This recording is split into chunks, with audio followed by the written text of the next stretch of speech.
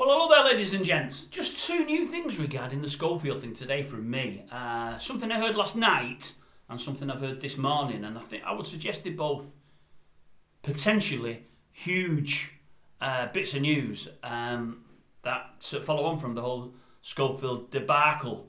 I heard this morning that I believe the guy that he's been seeing, the guy that he admits to having the affair with, the guy that was definitely overage when he had the affair, the guy that he cares very much about, the guy that he wants to protect from the media and give him back his life and give his parents his life back and doesn't want anybody to hound him, the guy that he paid a prestigious law firm in London a week or so ago thousands and thousands and thousands of pounds to look after his interests, although some would say so he could be the puppet master and make sure nothing was released, until he found that the guy actually wanted to speak to the press, and that changed things, and he came out with a whole truth on Saturday, didn't he?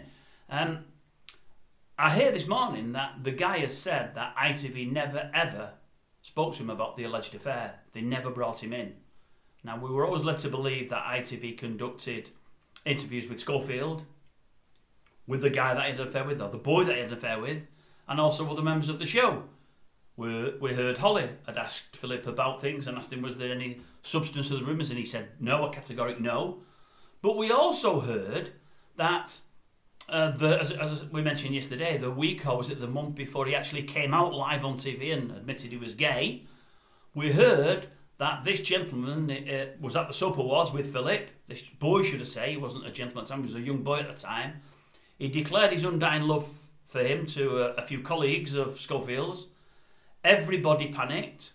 The news got to the bigwigs at ITV and the bosses of the show. And as I said, we heard they had Schofield in. We heard they had him in. They only spoke to Schofield.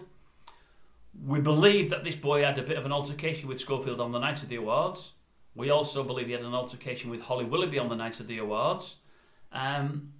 Yet, as we said, Willoughby still went through with the big reveal of Schofield's gayness. Gave him a shoulder to cry on. Said it was the proudest day of her life with him for what he'd done for coming out. All after being told things by this young boy, and all after we now find out ITV never ever spoke to him. Now surely Holly herself would have said, as well as to Schofield, to the bosses, well, he's had me over this, he's told me this, he's told me that, he's told me the other, the young boy. Have you spoken to him? What do you think? Do you think there's any credence in what he's saying? The fact that they've not even spoken to him, that means they're sacking straight away for somebody in power at ITV. That's number one. That's horrendously bad. But last night I heard number two, and I think this is worse, and I only heard this on one show. Don't know the lady's name, and I think it was on, is it Talk News? You see, I listen to bits on Talk News and GB News. I don't follow any of the shows, I don't watch any of the shows I've said in the past, but if it's a headline that interests me to do with this whole thing, and it's only 3, 4, 5 minutes long, depending on what it is, I'll watch it. And if I'm enamoured by it and I like what I heard, I'll watch it to the end, and if not, I'll come out to the thing. A bit like people doing here with me.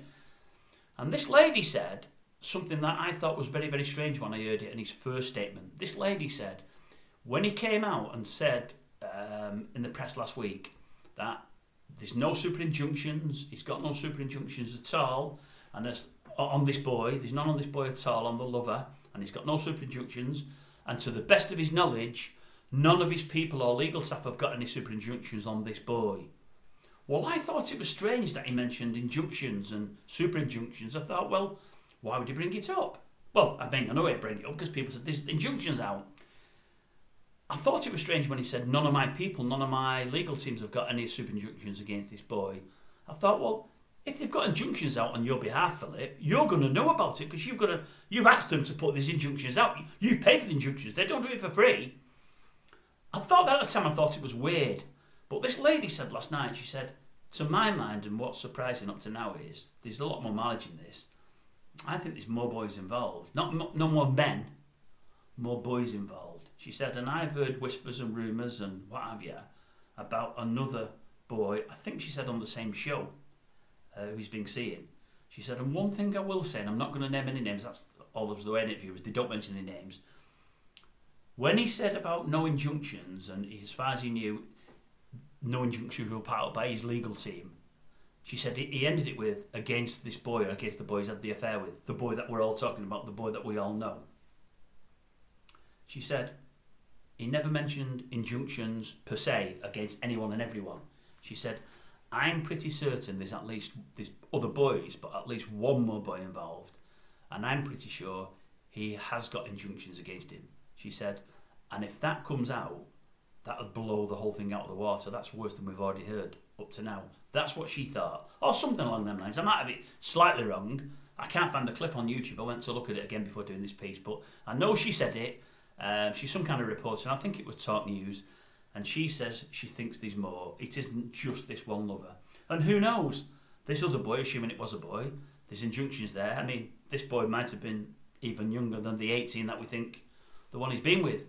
So, what's to come next, viewers? What's to come next? But there's two things for us to think about. And lastly, and I keep banging on about this, as I say, we've heard old Vanessa Phelps and the fellow that interviewed last week say there's two more people in the media, two more that need outing, that need bringing out, that they're doing this kind of thing. Now, I don't know if they mean to boys or to women, but whoever they are, we need to get them out. There's a cancer there within TV, within media. The quicker you cut it out, the better. Because all of these perpetrators will get found out in one go. And let's get them tried and banged up now. We don't want it like, is it old Stuart Hall or Fred the Weatherman and these people that get banged up in the 60s, 70s and 80s. Or Rolf, I know he's not with us anymore, but banged up. God knows how old he was, so they only gave him 5 or 6 years. Then he comes out and enjoys a bit of life. We want them banged up early. We want them to spend some time in the prime of their life banged up because they're taking the lives away from people, from boys, girls, men, women at a young age. We need them serving time now, not when they're at the end of their careers and not when they're ancient and decrepit, not when they're of an age when judges feel sorry for them because they're so old. Let's feel sorry for the people they're doing things to. Not for the perpetrator, but for the victims. They're the ones that matter. Come on! Get things sorted.